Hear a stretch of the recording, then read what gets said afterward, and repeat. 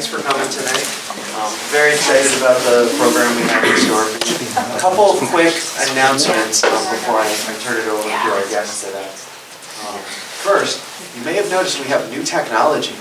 Right? We won a grant from Dutchess County, and we used the money for that grant to do technology upgrades.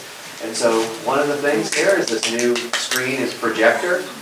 Where you might remember before we had a cart here with the projector on it and lots of cords, and it was always a little hard to navigate. So this is a much nicer system.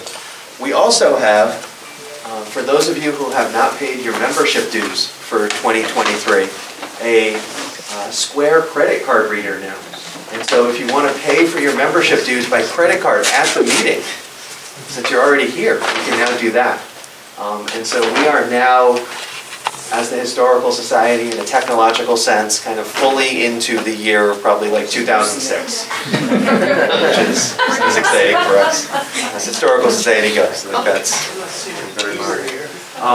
Just one thing about next month's program. So some of you may know next month we are celebrating the 50th anniversary of the Historical Society.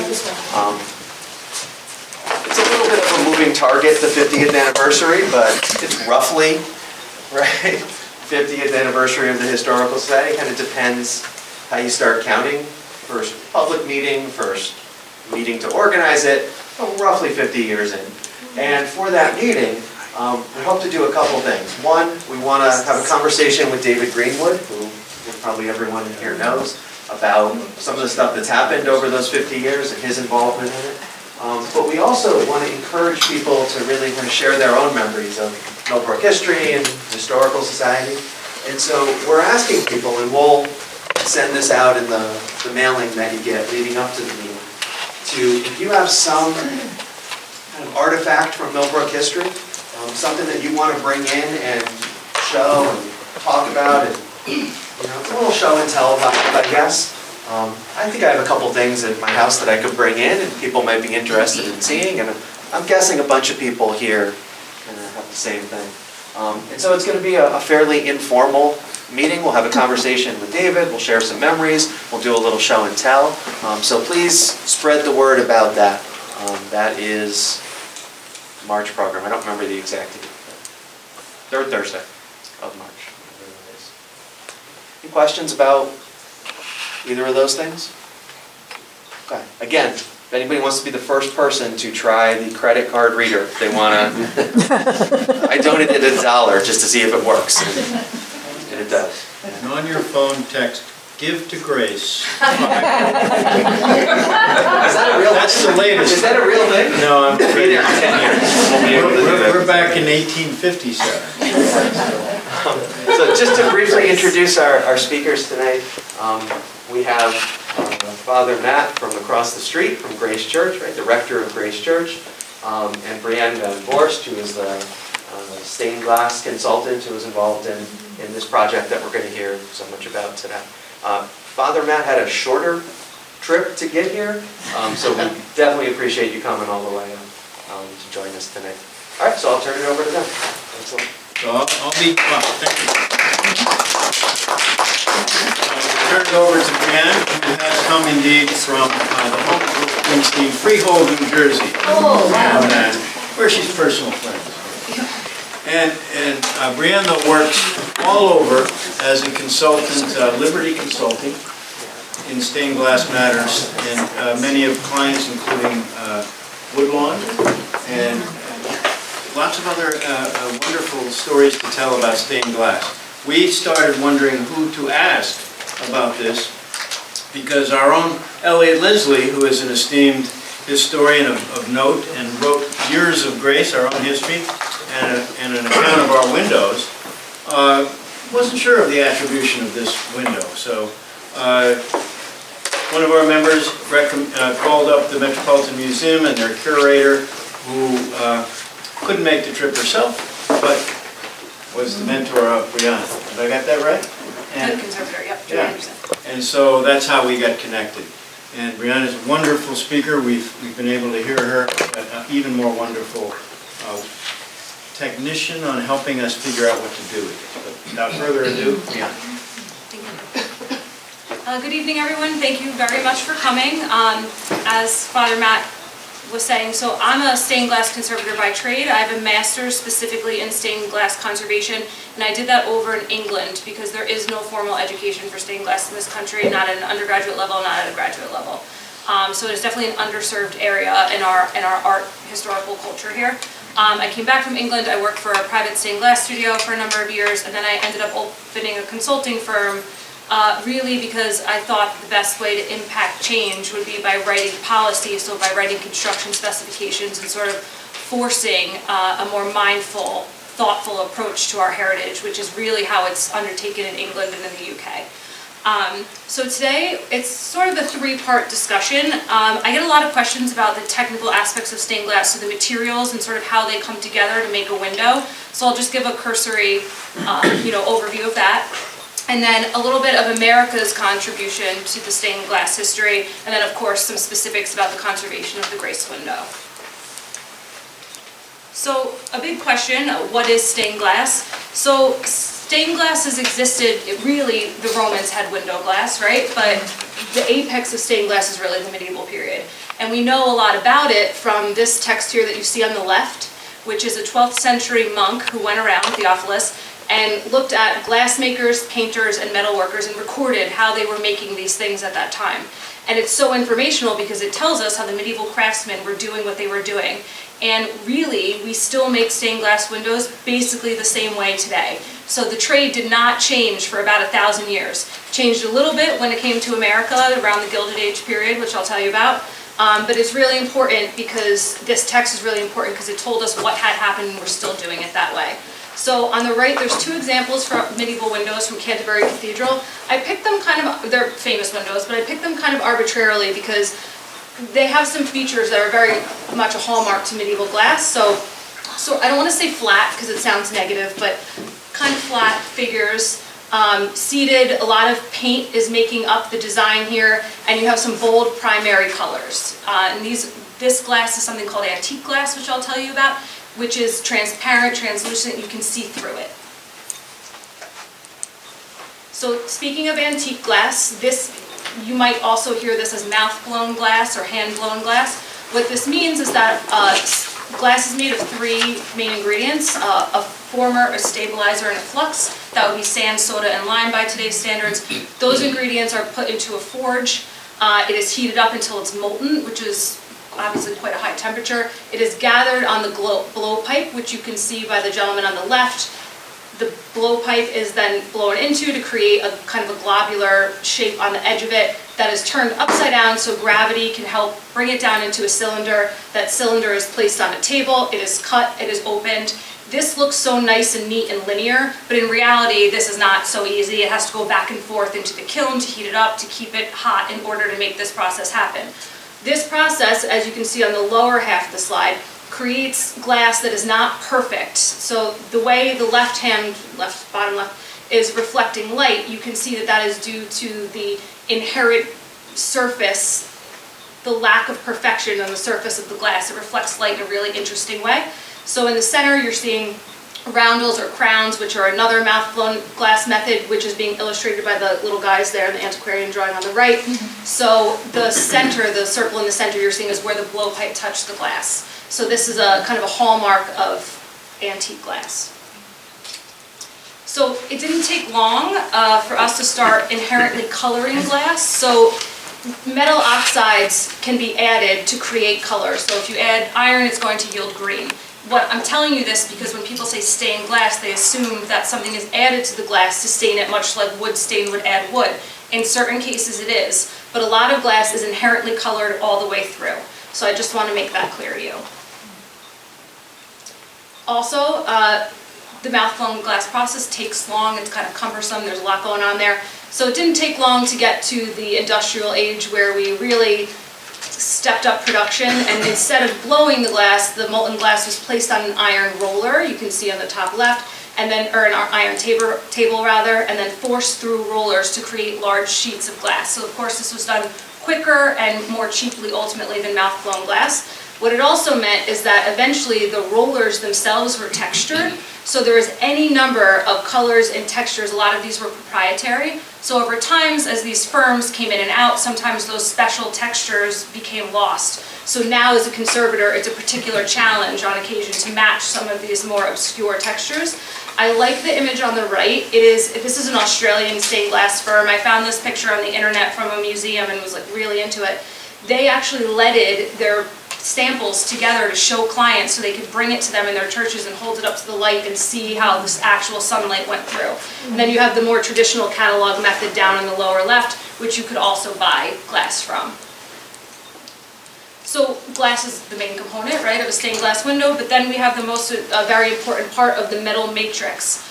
Traditionally, this is lead. Lead comes in a long strip called a came. It is what we would call an H-came. On the top left there, you can see it's sort of like an I-beam shape or an H on its side. The heart is in the center, and the flange is the top and the bottom. This lead came can come in a lot of different profiles. As you can see, those are some of our historic profiles. Typically, you see, A and B. That's pretty common. So on the right, you're seeing a panel during reletting, which is back from my studio days. I leaded this panel. You can see the long strips that came are being bent. Lead is, of course, very pliable. Being bent around your pieces of glass and tacked in with nails to hold it while you build it. The next third portion of stained glass is now the decoration. So this is my favorite part, of course. This is the most interesting, beautiful part. And if you remember earlier when I was talking about inherently colored glass, vocabulary is really important, and I think it's partly because there's no formal education in this country for stained glass. I find that I'm talking to a lot of contractors and we're using a lot of different terms. Stained glass being one of them. Any kind of colored glass in a window people refer to as stained glass, but technically it's not stained glass if it doesn't have decoration. The types of decoration that we're going to talk about today, on the left in the face of God the Father, is something called grisaille. Grisaille is glass paint. It's ground up glass, essentially. It's a metallic oxide as well. Is added to it like iron to give it color. It's ground up, you're adding a flux to it, and you're painting it on. It assumes the texture of an oil paint, and you're painting it on the glass yourself. You then fire it into a kiln, and it essentially fuses. So it's painted on top and fired to it. It is meant to be permanent. So grisaille, you can see these nice little trace lines that you're getting, and his eyebrows and his hair can be very delicately done. Glass paint before it's fired is very fragile, so you could paint a big section and then sort of use a stick and scratch it out to get some of these really fine lines. So in the center, I'm showing you an example. There's a couple things going on, but really what I want to show you is silver stain. Now this is the namesake of stained glass. Silver stain existed really early on. It's my understanding that the Egyptians had some form of silver stain, but it was used in stained glass to become the namesake of stained glass around the 14th century. It is silver nitrate. Again, it's a powder that's mixed with water and painted on the exterior of the glass, and a chemical process happens during firing that stains the glass yellow. Silver stain can range from a very lemony yellow, like in his hair, to a darker orangey amber color. Can sometimes be a little bit unpredictable. It produces a wide range of colors, and this was a huge game changer for the medieval craftsmen, of course, because now they could produce more than one color in a single piece of glass. So if you had a piece of clear glass and you painted a large section of yellow, now one piece of glass has two colors. You could add it to blue to make green, so you could understand why this was a big deal in the 14th century. And lastly, enamel is on the right. This came a little bit later. I guess I could liken it more to grisaille in terms of texture, but it comes in a much bigger range of colors. So in the roundel you're seeing on the right, the green in the ground behind the figures here, and especially up here, this blue, you can see it looks a little bit like paint. Enamel is applied very thinly over a larger surface area, so whereas the grisaille is these tiny stick-like marks, this is, considered more like, I guess, a traditional painting method. It is fired at a lower temperature and sometimes has issues with stability. But enamel can come in a wide range of colors. You get a lot of flesh tones, and that's something that we see in our Armstrong window that I'll be telling you about. So how it's made. So you kind of know the basic components, but we want to talk about how they come together. So the first thing that happens on the left is a design. This design was made by Helen Maitland Armstrong, who painted the window at Grace Church. This is a different design for a different building. But after, so what happens is the artist goes to the client and says, here's your design, and the client on the first try says, yes, I love it, make it exactly like that, I have no changes whatsoever. And then once it's accepted, it is turned into a full-scale cartoon, which is what you're seeing on the right. It's a different design because I didn't have a picture of Helen's full-scale cartoon, but if you see here, here's the accepted design on the left, and then here is what the artist is making into a full-size one-to-one rendering. The cartoon is really important because at this point, they're drawing in the lead lines. So those black lines that you can see around the figure is going to be indicates where the lead is going to go. This is important to me because in this country there's this fact that's been repeated over and over that lead can last only 100 years and it's not as artistically important as the glass or the glass paint. I've never bought that. I mean, there's medieval lead that is still intact right now in European cathedrals. I finished Trinity Wall Street a year and a half ago. There's 1830s lead up in the clerestory, or 1840s lead up in the clerestory of Trinity Wall Street. If it's looked after properly, it can survive. It's not like Cinderella's pumpkin carriage that at midnight just disintegrates. So this argument that it's less important than glass is just not something, it's not something I agree with as a conservator. And I like to show this image to show that the lead really is in part a part of the original artistic idea because it's added and planned so early on. So after our cartoon is made, the glass is chosen. A lot of times, in modern days, the artist and the client might work together on that. Previous times, you know, the range of color was more limited in the medieval period, so it was kind of, you got what you got.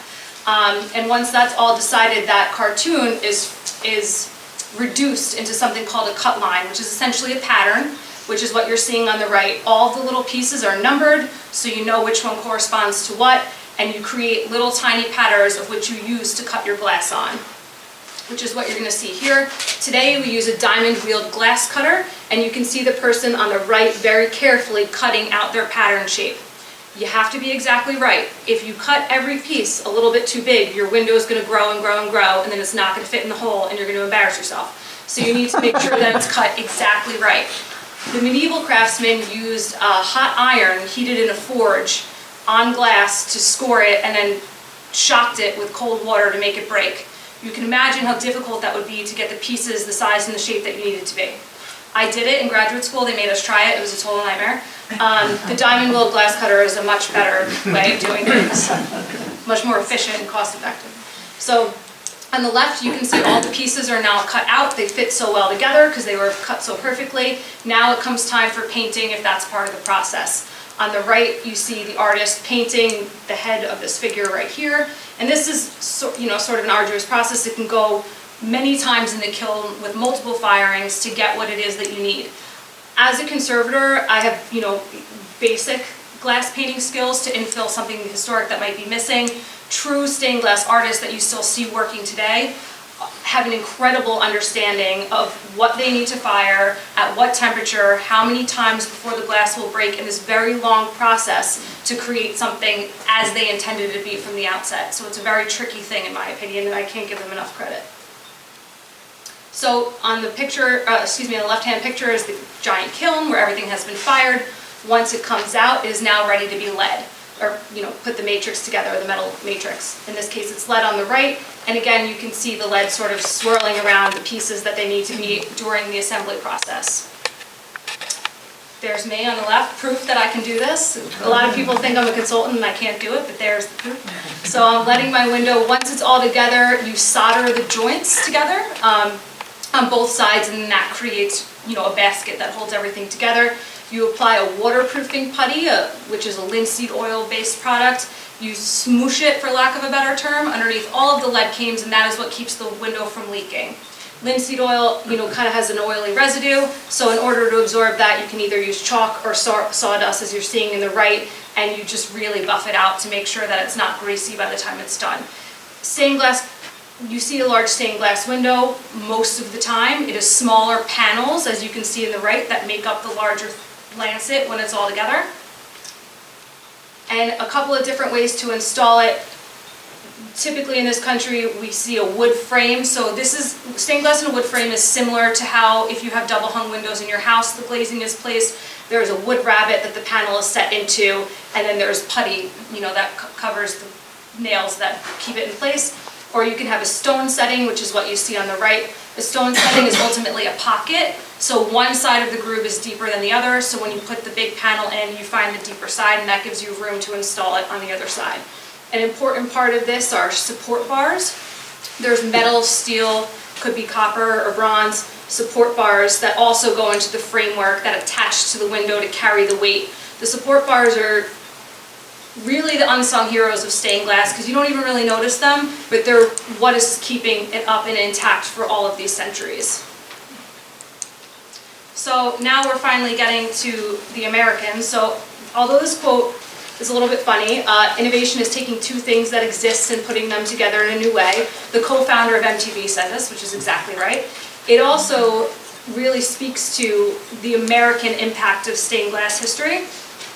So as I told you earlier, stained glass didn't change for about 1,000 years, right? Until the Americans really got their hands on it. So two things happened in the Gilded Age, the opalescent era, around 1880 to 1920. One of which was opalescent glass. A modern example is on the left. Opalescent glass existed as a material prior to this, way earlier, but it was never blown and rolled into sheets and assembled into stained glass windows until the Americans started doing it. The second really distinctive American characteristic is something called plating. So now we're looking, instead of one big panel of glass with one piece in each part of the lead matrix, you're now seeing literally layers. So this kind of broccoli-shaped piece, you can see it's sitting proud of the rest of the window underneath it. That is something that we would call a plate. So it's a secondary level of glass. This was done because it manipulates and diffuses light in a different way. Opalescent glass is not as transparent as antique glass. As you can see on the left, it kind of has a milky quality. That is something that happens during production. It's the crystallization during the cooling process inside the glass, and this is intentionally created. The two guys that we really have responsible for this, John Lafarge and Louis Tiffany. People, again, going back to our vocabulary lesson, sometimes some people call any type of opalescent glass Tiffany glass or Tiffany style glass. Leads to a little bit of confusion because people think Tiffany made every single thing. He did not. It's just become a term that we all use for opalescent glass, but really, John Lafarge, in my opinion, is who started with the opalescent glass first. Tiffany, I mean, I'm sure you know of his father's little jewelry company, was the director, the artistic director of the interior decorating firm, and just had a business mind. He was able to commercialize in a way that John Lafarge never really was. Tiffany was selling windows out of catalogs at one point. John Lafarge, you know, from what I've read, it seems like maybe he had some personality problems, so it was a little harder for him, I think. I mean, he created monumental and wonderful works of art that you can see all over the country. But these two guys were in fierce competition with each other. Often, I've read yelling at each other in the streets, lawsuits, all kinds of drama, but they created some really, really amazing art with opalescent glass and plating. So here are two of my favorites. I picked these really just personally because, you know, I'm the boss. I like the John Lafarge on the left. Although this does have a large portion of exposed flesh tones in this work, generally opalescent windows by these two had not a lot of glass paint. That's kind of one of the big hallmarks. If you look back to the medieval windows that we discussed earlier, I told you how much paint was on there to render the faces, to render the drapery, the background, everything. Tiffany and Lafarge were only really painting flesh because they had to. Every other detail you see is glass and lead and plating. This is just my personal opinion, but I find that John Lafarge really excelled at figural work. I think that his figures, his human renderings are just absolutely beautiful and amazing, whereas Tiffany's landscapes, I mean, it feels like you could step into them. They're just so incredible. But now I want to bring you to Maitland Armstrong and his daughter Helen, who are responsible for our window here in Millbrook. So Maitland Armstrong was friends with both Louis Tiffany and John Lafarge, which I think put him in a very difficult position a lot of the time because he was a referee. He worked for Tiffany for a number of years, and he was a really gifted artist. He was the American consulate in Rome. He was a lawyer. He did a lot to create movements for support of other American artists. His autobiography, and there's another text by a gentleman called Robert O. Jones about his life. He just seems, by all accounts, a really great guy. He did so much for art in general and also supported young female artists. So he eventually left Tiffany's studio and went on his own with his daughter. Together, their method provided a superb example of the American School of Stained Glass. They had specific roles in the production of the windows, and he personally managed the process really, really closely. Pretty much every concept, glass selection, cut line he had his hands in. It definitely wasn't a major, it was a large operation, don't get me wrong, but it wasn't like he wasn't there. He was very much involved. He had an incredible understanding of color theory and how to make what he saw in his mind happen in real life. And remember, when you're plating multiple pieces of glass and you have to consider the time of day, the direction of the sun, and the time of the year, it can get a little overwhelming, it would be for me. He had an incredible mind for that, and his color palette, which you'll see when we get to our window, is generally kind of specific. And his daughter ultimately did all of his glass painting for him. She had many talents of her own. She was also an artist and an illustrator, but her work has a very specific style. So this firm created the North Choir Loft window at Grace Episcopal Church in memorial to John D. Wing and his wife Adelaide, depicting Christ in the garden with Mary Magdalene. Here is the Wing Mausoleum in Woodlawn Cemetery. I'm responsible for the collection of stained glass at Woodlawn Cemetery. So I was able to visit the Wing Mausoleum when I realized it was there. Unfortunately, there is no stained glass in there. I was really hoping for an Armstrong window, but it's plain glazing. And I put this here to remind me that if anyone wanted to come to Woodlawn, or if there's any Wing family members that were interested, to please let me know.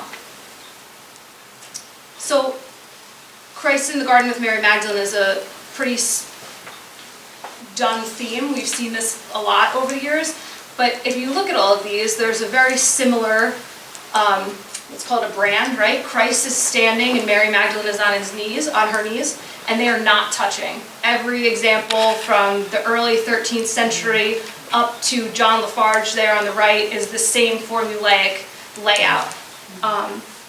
Our window does not do that at all. It actually took me some convincing from Father Matt to believe that this was Christ and Mary Magdalene in the garden. But, no one's going to argue with the priest, so. I went to some not true. major art historical conferences last year and showed this to a lot of people, scholars from all over the world, medievalists, opalescent, Tiffany people, and they all agree that this is a pretty incredible version of this theme. And there's a couple different things. I think maybe Father Matt will tell you about his iconography and why he got to where he did. From a technical standpoint, sometimes artists reuse cartoons, so I will go into that. It's a very interesting way that people streamlined their efficiency. But also, Maitland Armstrong himself was quoted many times of saying that he selected a theme that was really relevant to the people who were being memorialized, because he wanted whoever was looking at the window to know something about those people, whether they knew them personally or not. So potentially, John D. and his wife factually, they apparently had a very good and long and happy, healthy marriage. So potentially this theme is reflective of that. This window was donated by their children. So we wondered if maybe that came into play. But also from a technical standpoint, as I was getting at, cartoons are often reused. So you have Moses on the left. This was a project I did in Brooklyn at a synagogue. There was a lot of going on in this project, and I went to a Jewish art history scholar for some help, because there was something about it, I couldn't articulate what it was, but it just didn't feel right to me. And he's like, well, I can tell you what's wrong with it. The pose that he is standing in, the gesture, is a Christian blessing gesture. There's no way that Moses, that doesn't make any sense, and no. So I'm like, okay. So it's likely that the firm, and you can see, obviously a Christian Christ on the right doing a similar gesture. So it seems like the firm, who we don't know who it was, who made the Moses window, had a cartoon of a similar thing. They kind of just changed the head and added the tablets to make it Moses. That was what we ended up agreed happening, because the reuse of cartoons is very typical. Why reinvent the wheel? If you could just make one or two minor changes and, streamline the process, save yourself some money. Tiffany sold, at Woodlawn Cemetery, I've seen the same Tiffany wreath window like 15 times because it was bought out of the catalog. This most likely wasn't, but still they clearly made minor changes to make it a unique installation. So I did wonder about our window if there were some elements of that cartoon, especially the beardless Christ is a little weird to me. I wondered if that maybe came from a different window or a different installation, but I've not yet ironed that out. So if anyone sees that, you let me know. So I want to talk about the construction of this window. As I said, there's plating in multiple layers. This is a diagram that I made of the matrix of the base layer of the window. So this is the majority of the window. It's the middle layer, quote unquote. So the yellow lines are indicating where the lead is. So all the negative space is all the individual pieces of glass.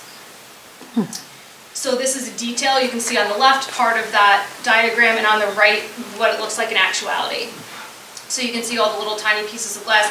Something that's important about this photo to me, and I will say this again later, this is during conservation, so this is the window on the workbench at the studio who's doing the conservation. I just want to point out how nice and shiny and perfect the leading looks. And this window is, you know, turn of the century. So this is over 100 years old. So now you have your interior plates. So on the left you can see the diagram, which is much larger pieces of glass, so fewer pieces. And then I have the lancets on the left to show you, especially you can see in the heads where the halos are, and up, you know, in the head and shoulders area of the panels, there's only 3 or 4 pieces of glass. And these are very large interior plates that diffuse the light from the layer underneath it to create the exact aesthetic that Maitland Armstrong was looking for. Now your exterior plates are the smallest and the fewest. This isn't necessarily formulaic for every single Armstrong window because they did each one of these individually. This one happens to have few exterior plates. I've seen others that have a lot more and even fewer than this, so it definitely changes on the individual project. But here they are on the bench. Although the window was not completely taken apart, which I will go into, these are a few of the ones on the exterior that did have to come out for repairs or for whatever reason. And this is what they look like, nice and new and clean, and they're just these little pieces. They seem like not much, but they make a huge difference when they're all installed together. So this is one of my favorite things. Maitland Armstrong had a couple, more than a couple, but today we're going to talk about a couple of specific technical innovations that are hallmarks of their firm. Other firms didn't do this to my knowledge. So on the left you can see Christ's foot, and you see the shadow behind it. On the outside of the window, on the right, you see that same foot, but if you'll notice, the lead came does not go completely around the entire foot. It's only at the top, and at the bottom, he created these little lead tabs, little feet, to hold the shadow up.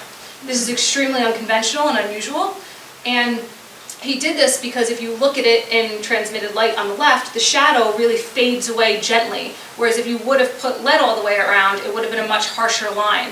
This tiny little detail that you wouldn't even really notice when you're looking at it on the inside is so clear on the outside, and it's a technical innovation that he used elsewhere as well, for shadows mostly.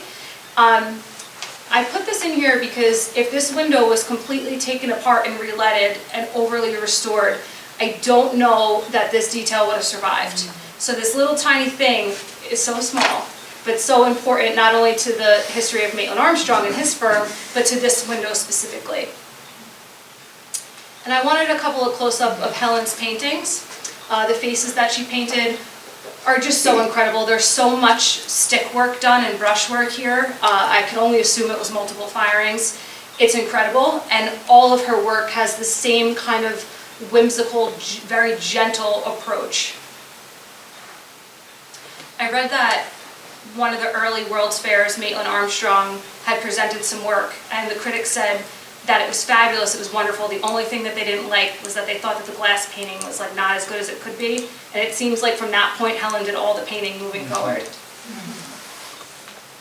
Another technical innovation by Maitland Armstrong, which we don't really see with other firms, is this use of lead grommets. So if you remember, the base layer had a lot going on.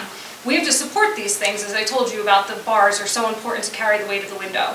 So what he was doing on the base layer, if you're looking at the diagram on the left, is he was creating he was soldering a copper wire to that base layer. But now you have an interior plate in front of it, so what are we going to do about that?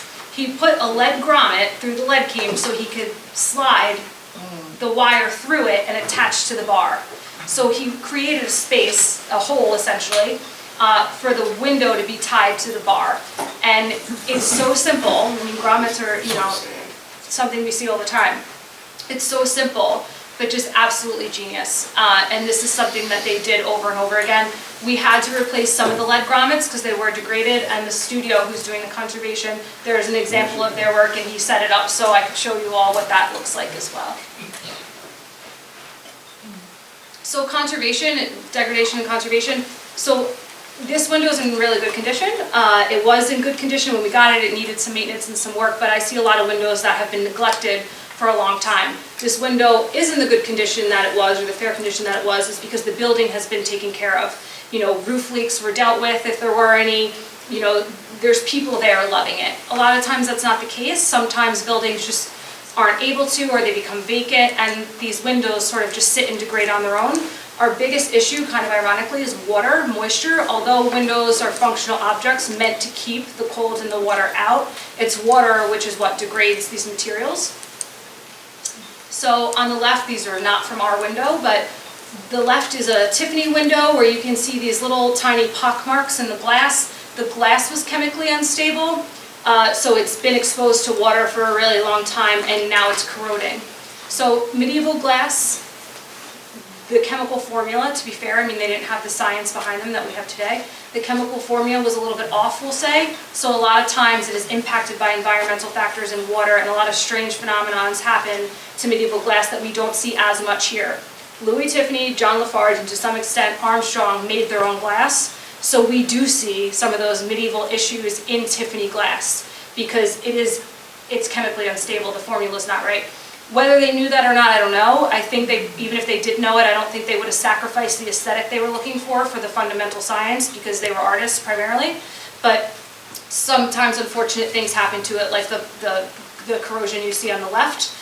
Because glass paint is made of ground up glass, it's therefore susceptible to the same forms of degradation as regular glass. So this is something that we would call paint loss on the right. Ultimately, the water has impacted the enamel and the grisaille, and it has just come off over time. It's an irreversible process. There are things we can do as conservators to enhance lost paint, but you know, once it's gone, unfortunately. So paint loss, luckily for us, is not a huge issue at Grace Church. My very thorough conservator took microscopic images of the one and only tiny little area of paint loss at Christ's shoulder right there. So we're in pretty good shape with that. We're not too worried about it, and it's so minor there's nothing worth intervening on. So water can also affect our metal matrices. You know, water's tough. It erodes shorelines, right? It will rust iron, and it forces the oxidation of metals, which is what you're seeing on the left. The center of that panel is copper, and you can see how it doesn't look like copper anymore. That's because it's been exposed to water for a really long time. The horizontal bands at the top and the bottom are lead. That white powdery substance that you're seeing is something called lead carbonate, which is a byproduct of the corrosion of the lead, essentially. It is powdery, it can become friable, it's something to be considered dangerous. And that's just degradation over a long period of time. And on the right, you can see the sort of schmutz on the inside of the window. When the linseed oil putty eventually dries out, which it will after 100 years, it cracks and falls away, and then of course the windows start leaking. And that could get down into your sill, into your wood frame, so it's problematic on many levels. Lack of support is a huge issue for stained glass, as I've been alluding to. The window on the left is the Tremont Baptist Church in the South Bronx. That is a huge Tiffany window that's about 25 feet tall. The slate roof was leaking for a very long time. It was not dealt with. It rotted the wood frame. The entire frame is separated from the building and is about 6 inches in. So somebody years back, I don't know who or exactly when, put those large steel braces across the front of it to try to hold it up. Unfortunately, they didn't tie it into the stonework at all, so now it's just extra metal adding to the gravitational pull, pulling the window to the inside. They've closed the building and had to caution tape around it because it's at such a place where it's concerning. I mean, I wouldn't want my family sitting underneath it, so it's really an issue. And this also speaks to lack of maintenance, of course. And on the right is a window from Woodlawn Cemetery. The cross section at the top is triple plated, and the rest of it is single layers of glass, so the weight distribution is not even. And those two tiny little skinny bars that they put in there really just couldn't carry the weight of it. So you can see the windows really, it looks like a tapestry. It's collapsing in on itself. So let's talk specifically about our window. Cleaning is really fundamental. It seems simple. This is from that same synagogue in Brooklyn. These are two parts of a whole. So on the left, it has not been cleaned, and on its counterpart on the right has been cleaned. Dirt and dust, you know, it just happens over time. We all have houses, we know. And of course, candle soot from burning incense and candles can also stick to the glass. It doesn't sound like the worst thing in the world, except for it creates a texture that water molecules want to sit on for longer, so it can accelerate, you know, water sitting on the glass and ultimately degrading the glass. So cleaning is important. We are doing that. This is our window at Grace Church on the workbench. In order to clean the whole window, the large interior plates have to come off. And I have just a few seconds of this video. Where do I? Courtney?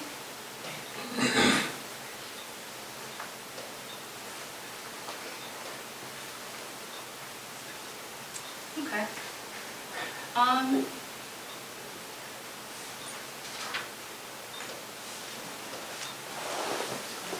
right, well, we will try to come back to this, but you can see where he's starting to take the plate off of the panel. He was able to snip back the lead on the sides of the interior face of the flange so he could lift the large interior panels out so you could get in between to clean. Because over time, as I said, the waterproofing putty underneath these leads fails. Water, condensation, dirt, just everyday stuff gets in between there and it settles and it creates dark shadows on everything where it doesn't need to be. Oh. There you go. There you go.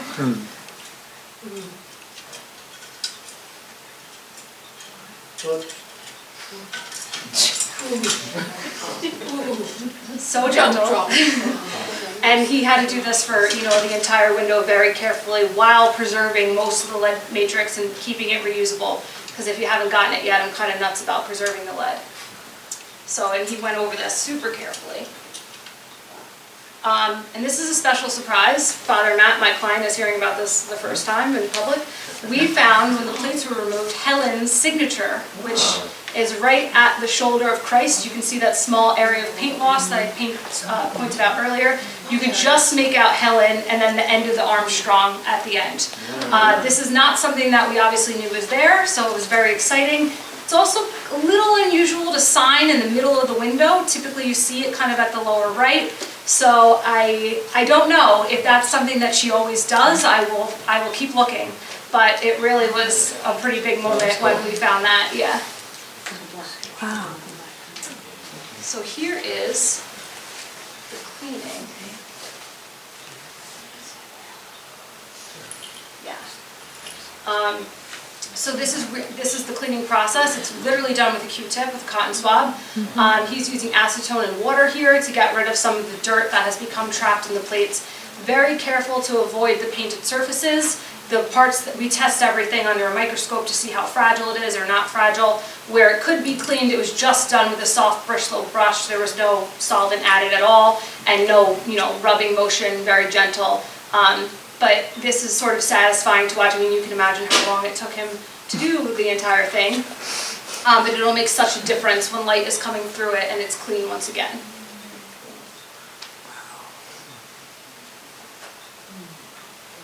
The other thing that we're doing is there's not a huge amount of broken glass.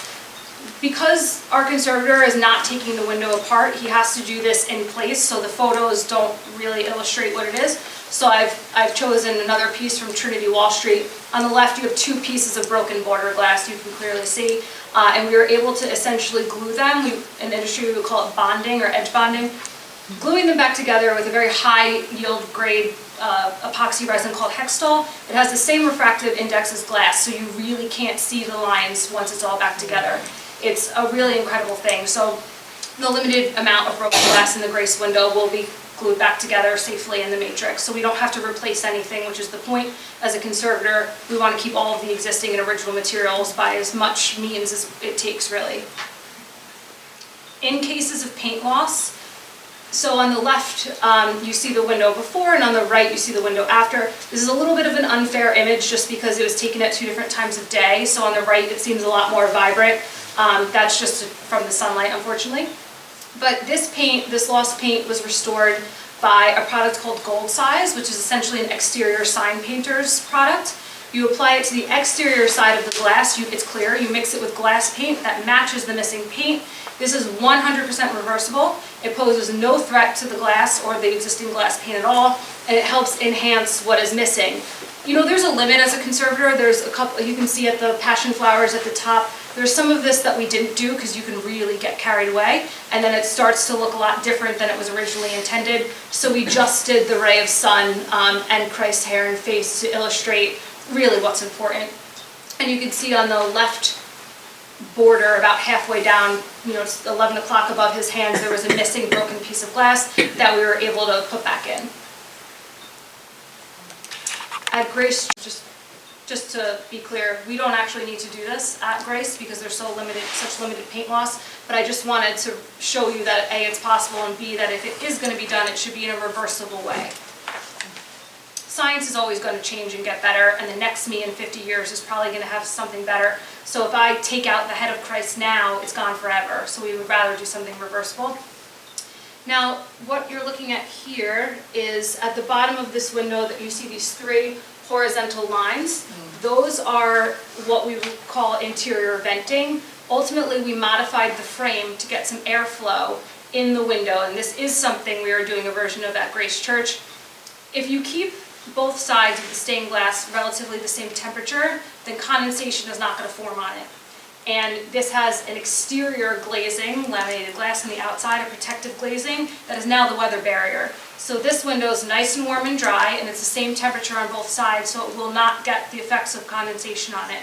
We're doing this at Grace Church. We're modifying the wood frame to allow for internal ventilation. This is the best tool that we have as stained glass conservators at our disposal. The technical term is called isothermal glazing. It's done in a variety of different ways in a lot of different installations, but essentially you can't undo what's already been done, the effects of the environment in a lot of ways, but what we can do is improve the setting so it doesn't get worse over time. You're really halting the process of degradation. Part of our project at Grace is also some woodwork. The wood frames, the wood frames are in great shape. Old growth lumber really holds up over time. It's so hard and resilient to rot from water and bugs. So we just removed the sashes and they will be sanded and refinished to make sure that they're watertight over time. Very minimal work was done.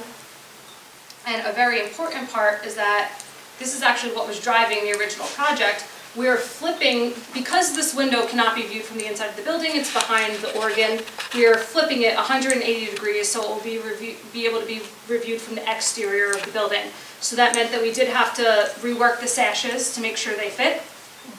And what I'm showing you is this is what we, on the left, is what we would call the A lancet. Now it will still be on the left when you look at it from the outside, so the whole thing is turning.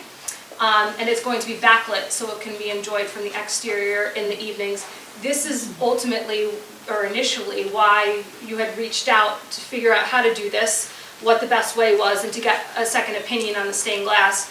When we were just talking about this earlier, when I wrote specifications for this project and then we interviewed people and we had a bid and the whole process, I got a lot of feedback from some of the contractors that they thought that the window needed to be relighted. And we didn't budget for that because I didn't think it did.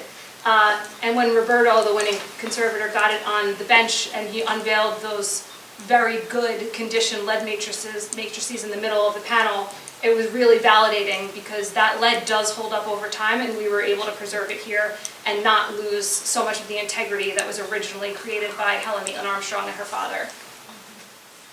So that is all I have for you. I'd be happy to answer any questions.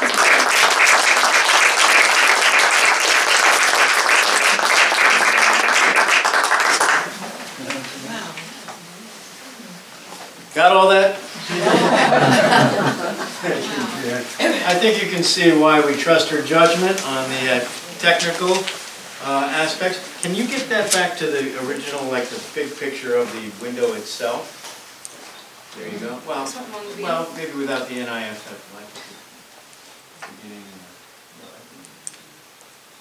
Yeah, that was good.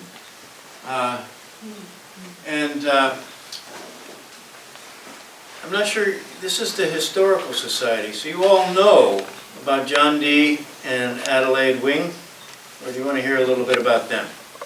That's a yes? Yeah. And a little bit maybe about the iconography? Yes. Okay. Well, I'll first talk about the iconography and how I managed to convince Brianne that it is Jesus and Mary Magdalene. First of all, I knew it was Jesus because it says, "Thou art the King of glory, O Christ, and thou art the everlasting Son of the Father." And that pretty definitively describes the male figure in the center left. And we know that that's Jesus. So the question really was, who is this attractive young woman that he's holding hands? And not only is he holding hands, that's the center of the picture. His hand goes past his own lancet and grasps hers. Above it is a single rose. And to the side of her, you see she's lightly grasping some Easter lilies with some irises, blue irises below. It's clearly a garden setting. Now, is this his mother? She's saying, this is your mother, this is your son at the scene? No. Is it some other scene during? No. We know that this is the resurrection scene from John chapter 20, where Jesus, Mary Magdalene goes to the tomb on Easter Sunday, encounters it empty, and turns around to find a man who she does not know who it is, but whom she thinks is the gardener. And she takes to be the gardener, "Where have you laid my master?" And he goes, "Mary." And she goes, "Rabboni," Rabbi. She recognizes him in his voice. So he's changed his appearance. Perhaps he had a beard before, now he does not. And I should say that a beardless Christ you may find in the Last Judgment of David in the Sistine Chapel by Michelangelo. So if you're looking for a beardless Christ, he's a little meaner there because a lot of people are going down, or he's going like that. But here, he's gesturing, as it says in this story, because Mary reaches out to hold on to him, and she goes, "My Lord," and he says, "Noli me tangere," in the Vulgate Latin translation of Jerome. Don't hold on to me. Don't touch me, you could say. But it's really noli me tangere in the Greek is stop holding on. You know, and he's saying, I have not yet ascended to the Father. So traditionally that theme is illustrated by Jesus with that hand gesture, beckoning I have to leave. But Mary is normally on her knees and somewhat cowed and frightened. Here you can see that they're much more equal, much more like a couple or friends, and they are bidding goodbye as he prepares to leave somewhat earlier than she. And indeed, John Dee Wing, married for 50 years to Adeline Hinman of Chicago, died in 1910 and she in 1911. And so he left the year before, she died the year after, and their children commissioned and installed this the year after that. This was dedicated on Easter Sunday in 1912. So that year they clearly commissioned this work to commemorate their parents. And the inscription says, "To the glory of God and in loving memory of John Daniel Wing, 1834 to 1910, Adelaide Warner Hinman," and I don't see her birth date, but 1911, "Peace I leave with you, my peace I give unto you." Again, from the Gospel according to John, as he prepares to leave his disciples. "Peace I give you, peace I leave with you." And also from the Gospel of John, you remember, "I go to prepare a place for you, so that where I am, there you may be also." So, my thinking is that this illustrates that scene in the garden, and the children working with the artist, particularly like this configuration of the garden that illustrated the close companionship and friendship of their parents. Of course, its religious theme is that Jesus has going ahead to prepare all of us, and that he loves and cares for us and wishes us peace while we're here, and eternal peace when we join them. But of course, what most people see is this amazing set of colors, isn't it? Just the most beautiful thing you've seen. And what's remarkable is that the church in 1968 put a huge German Beckerat organ, which you organ lovers, I said, can we reconfigure that organ and move that? And we had the German company come and well, it's possible, but it would no longer be a tracker organ, mechanically operated, and for the purists in that would just ruin it. Right. And it's very expensive. So somebody came up with the bright idea of turning it around. And since there's a back of an organ anyway, we can put a screen. We were just talking to our lighting designer, a theater type screen with lights evenly illuminating the screen and bouncing to give beautiful light toward the outside. So now from the outside, because of the layered glass that Brianne talked about, you cannot make out the face. You know, it's obscured behind opaque glass. And once it's turned around, you will be able to. Unfortunately, you can't get up to the scaffold behind the organ and see it face to face, which is where I first encountered it at eye level. But it will be pretty beautiful even standing in the garden. And of course it will enhance its theological meaning there. Because for those of you who have been around for a while, you remember the big spruce tree in the center of the yard in front of the church that obscured the whole thing for a long time? When that was cut down, a memorial garden was built, now enclosed by a low stone wall. So theologically, we're going to come from the street into a baptism. We'll have a little fountain into a memorial garden area with a cross beneath this window. So from the wandering street through baptism, our journey, the cross, into resurrection with our Lord. So we think it'll be a beautiful setting. It will show it to the public. We were just talking today about, for those who want to see the mechanics and the detail, we'll be able to have a guided tour and climb up. We're not going to put a box behind it or anything like that. Now, just a quick note, though, about this wonderful couple. The Wings, of course, as you all know, is a prominent Dutchess County family that came to Dutchess County from Connecticut in the 1730s as part of a Quaker migration, hence Wingdale in Dover. Still Wings, of course, the Wing Dairy, and so on, now the Millbrook Vineyard. And John Dee was, the grandchild of the first family that came in, one of 6. But an adventurous sort. He was educated at Nine Partners School, next to the Quaker Meeting House. That school used to be a boarding house that gathered young Quaker students from all over the region, and they would attend and go on. And Susan B. Anthony's father was there. It's a kind of a progressive and wonderful school, and a couple of other notables, but that's a different historical society lesson. In any case, it was closed in 1863, and endowment moved upstate. Eventually it landed back at Oakwood to be the Quakers' Friends School. So the building stood empty, but John Dee, after graduating at age 19, went to San Francisco, 1850, for when the gold rush hit. And there he was we don't know exactly what, but he started a business and was part of the Vigilant Committee, helped police this city that went from 25,000 to 600,000 or something like that in a year. And then he came back home to New York. Somewhere along the way he met Adelaide from Chicago, whom he married. Because the next time we pick up on him, he was a successful businessman in New York City with a chemical importing business. Gilding Age, it made a ton of money. He dominated the potash industry and for an industrial process in upstate New York. Made a lot of money, has a yacht that's in the Newport Sailing Museum, and decided to buy his old school and turned it into Sandinona. So he bought the old boarding house, disassembled it, used it as the basis for his mansion, which is where the Millbrook Hollow condominiums are now. It used to be beautiful terraced gardens, and his daughter called it Sandinona, which title was later transferred to the hunting ground by Morgan Wing.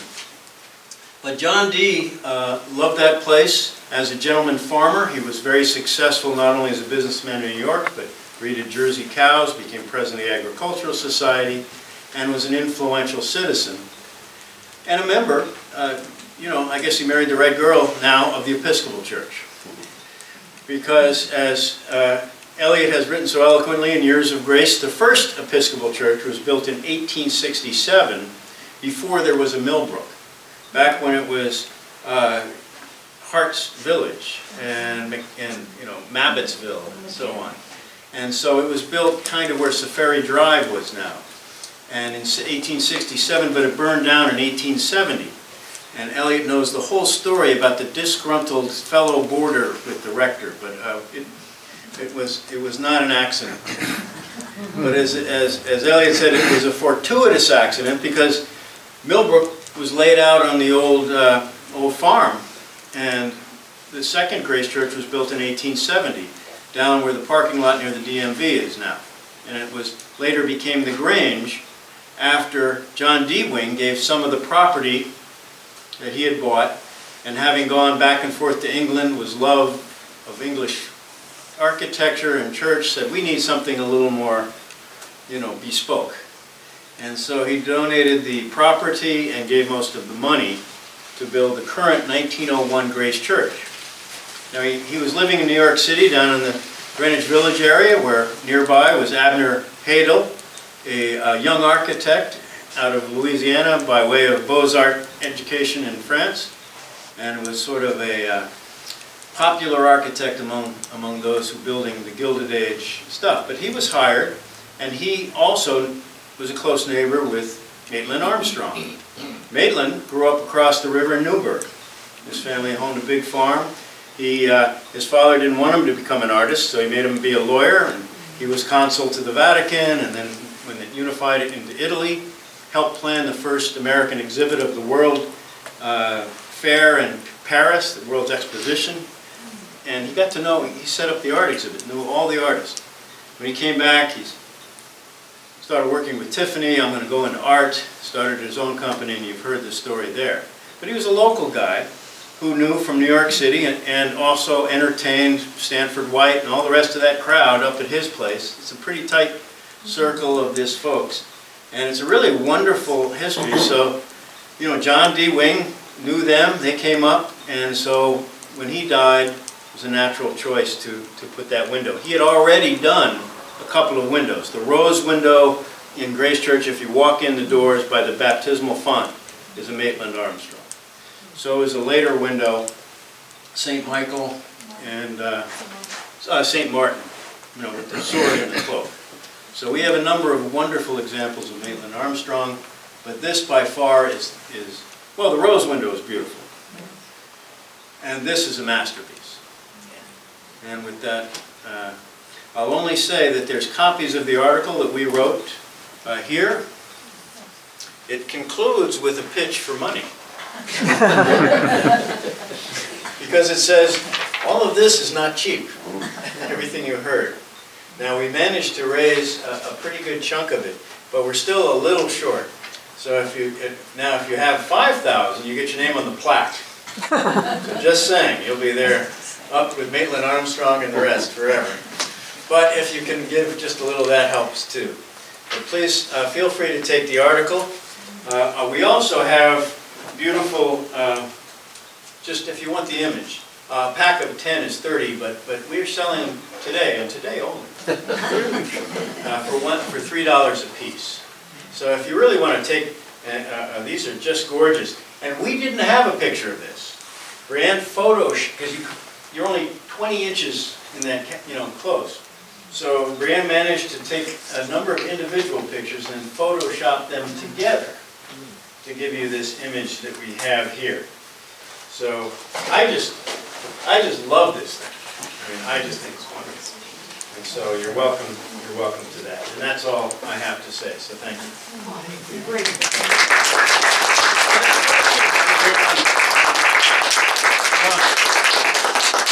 Before I ask it, I'd like to thank Brianne for a really informative and wonderful presentation on a window that I personally know and love. And thank you, Father Matt, for the sort of background and history and the theological aspect of the window itself. But I was wondering, Father Matt, if you might give those in attendance tonight a little inside information as to when this might be available for public viewing. I planted that question. Thank you. Well, we had originally thought Easter 1912, Easter 2023, and it will be close to being ready. But actually, we're going to wait for a little while, take our time putting it in place, making sure the lighting is good, and holding off. We're going to even put a cover on it. The unveiling will be on July 22nd, which is not a coincidence because that is the Feast of Mary Magdalene. And we will have an all-day event with speakers, including Brianne and other folks talking about the window and the artists involved, and talking about Mary Magdalene and the iconography and history of that, the spirituality. And we'll have a service at twilight and bless it, try to get one of the bishops over, and light it up. July 22nd. And one quick question, on the Mary Magdalene panel, aren't there any records that states for sure who that is? No. Are there records in the church or at his studio? Well, there is a copy of the Millbrook Roundtable on East that describes the dedication in Easter 1912 of the resurrection window. So we know it's a resurrection scene.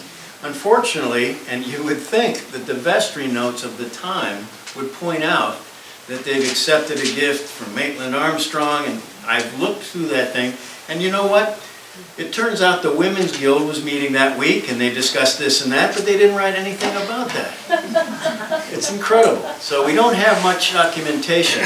I think the records of Maitland Armstrong were lost in that book. Yeah, after Maitland Armstrong died, Helen burned everything. I don't know why.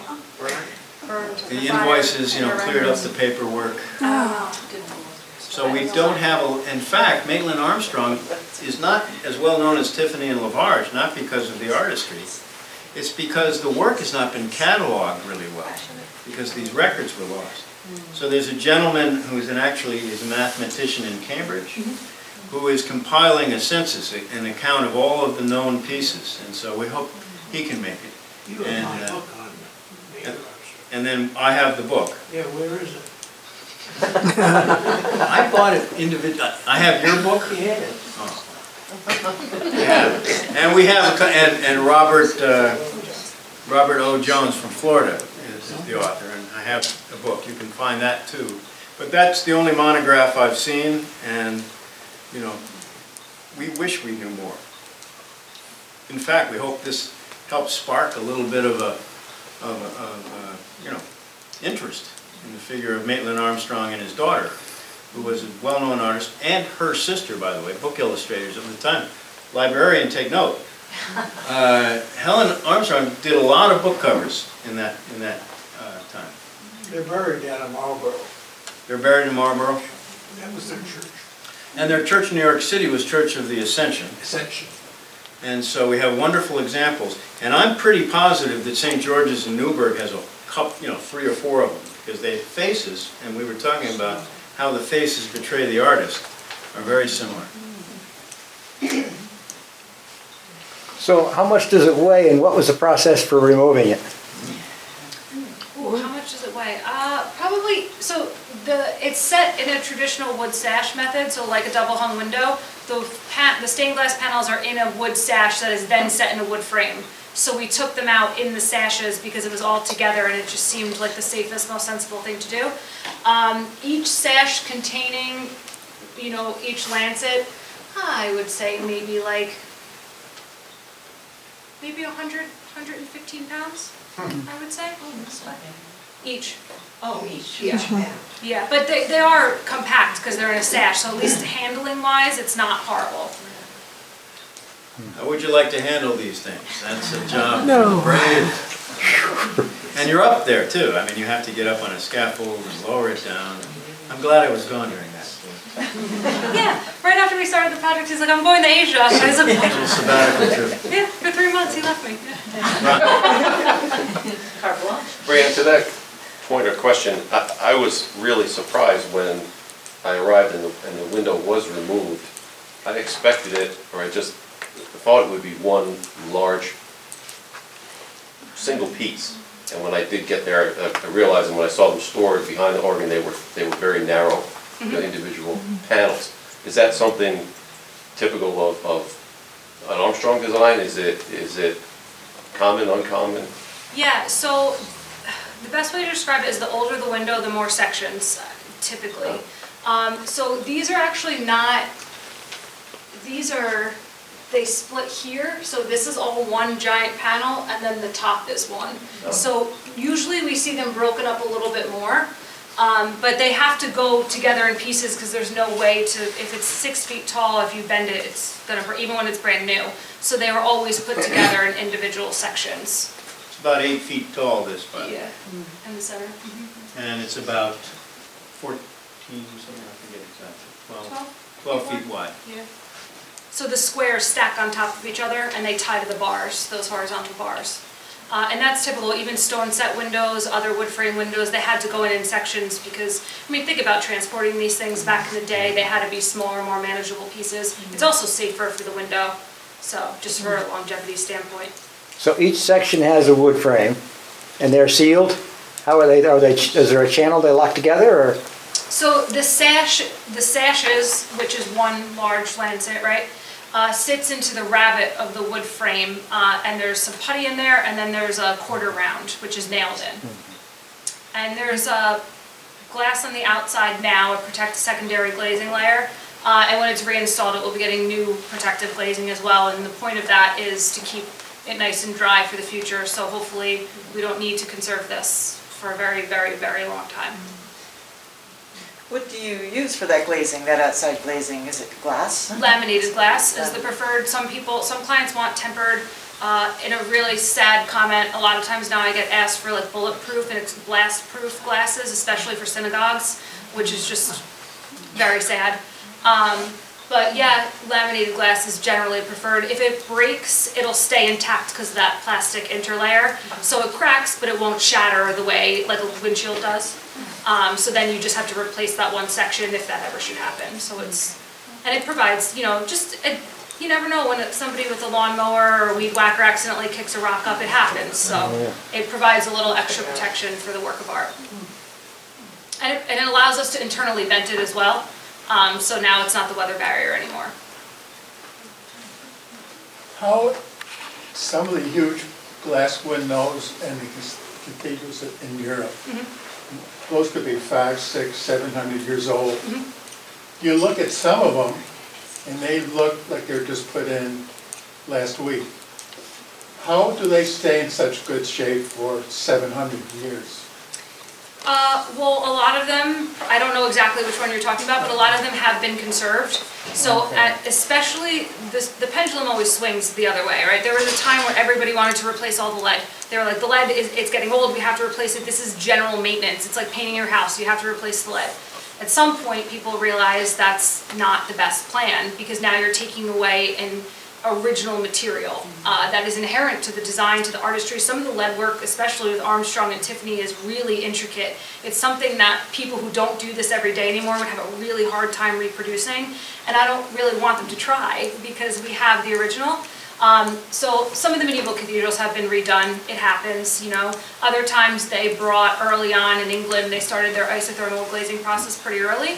So a lot of their stone set windows are actually in bronze frames that are hung on the inside of the building with a painting. And then you have your laminated glass, your secondary glass on the outside, so they haven't been exposed to water more recently. If that helps. We have a 14th century piece at Grace Church. And there was recently a story written by, who wrote that story? Mostly Millbrook. I'm trying to remember the gentleman's name. Yeah. You? Yeah, 13th century window. 13th century window. Could you tell me your name again? Peter Devers. Peter Devers, yeah. Thank you for that article. You took a long and close look at that window, which is a small window to the side of our piano in the choir area. And it's, I was fascinated to hear that it was bought by Hearst, brought here, auctioned off, and these journeys of ancient windows. It's a nice piece. the church in Salzburg is supposed to have some, they thought it was from chalk, but it isn't, but it's, that glass. No, but someday look at it. Yeah. Our master to France after World War I, Salzburg brought it over as a gesture of thanks from France for what we've done. That may be not true, but it figures. Right, But it's not from Shaw. right. There's a lot of treasures in our area in glass, because, as you say, these were New York City artisans, and many churches in our area featured Tiffany and Lafarge. And I was just telling Brianne that up in Saugerties, at Trinity Church, the little Greek temple as you're coming around those bends, that has behind the altar the only other William Morris window in America than Trinity Copley Square. And it's a huge 9-panel, 10-panel window, you know, with the life of Christ. And I forget who the industrialist who, you know, built Saugerties and endowed that church, but he spent a fair penny on that window and many other Tiffany's in that building in Parish Hall. So there's you know, we should really be mindful of the treasures we live within, and in these old churches. They're just stunning, and I had never even thought about the mausoleums, but Brianne was filling me in about how many really extraordinary things are in these cemeteries.